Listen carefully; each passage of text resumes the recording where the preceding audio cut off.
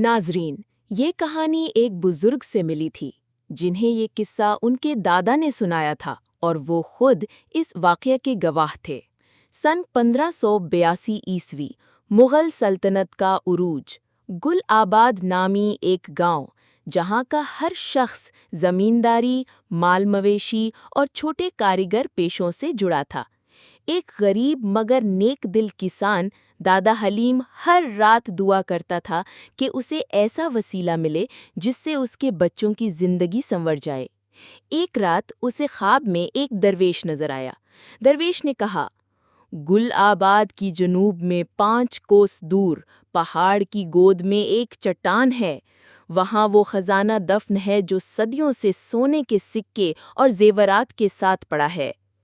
دادا حلیم نے خواب کو سچ مانا مگر کسی سے ذکر نہ کیا سوائے اپنے 3 قریبی دوستوں کے، حسین لوہار، کریم فقیر اور جمیل چرواہا۔ چاروں دوستوں نے ایک خاموش صبح سامان باندھا، کچھ کھانے کا راشن، پانی، بیل گاڑی، ایک بیلچہ اور تبر۔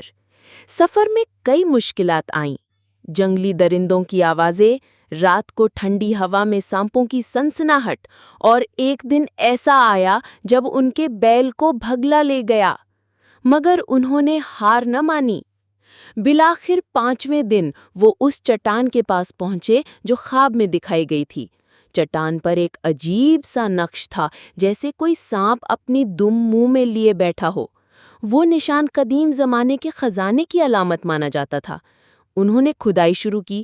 پہلا دن کچھ نہ ملا۔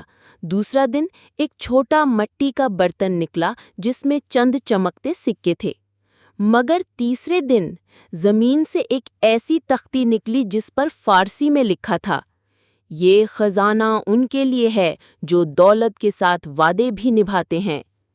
جیسے ہی یہ تختی نکلی، زمین ہلنے لگی۔ حسین لوہار نے ڈر کے مارے سکہ جیب میں ڈالا اور تبھی ایک سیاہ سانپ اچانک باہر نکلا اور اسے ڈس لیا۔ سایہ دار بادل، طوفانی ہوائیں اور خوف، تینوں باقی دوست سہم گئے۔ وہ سب سکہ واپس رکھتے ہیں، سانپ غائب ہوتا ہے۔ اچانک خزانے کے ساتھ ایک دوسرا صندوق ظاہر ہوتا ہے۔ اس میں صرف سونے کے سکے نہیں بلکہ ایک خط بھی ہوتا ہے، یہ خزانہ اس لیے دیا گیا کہ تم اپنے گاؤں کے محتاجوں کی مدد کرو۔ اگر تم نے یہ خزانہ صرف اپنی ذات کے لیے رکھا تو یہ سونا راکھ میں بدل جائے گا۔ دادا حلیم نے وعدہ کیا، یہ سونا گاؤں کے لیے ہوگا، ہر یتیم، ہر بیوہ، ہر بیمار کے لیے۔ خزانہ گاؤں لایا گیا، گل آباد خوشحال ہو گیا، مدرسہ، کنواں، حمام سب تعمیر ہوئے، مگر حسین لوہار کے قبر آج بھی وہیں اس چٹان کے پاس ہے جہاں وہ لالچ میں سانپ کا شکار ہوا۔ سختی باتیں۔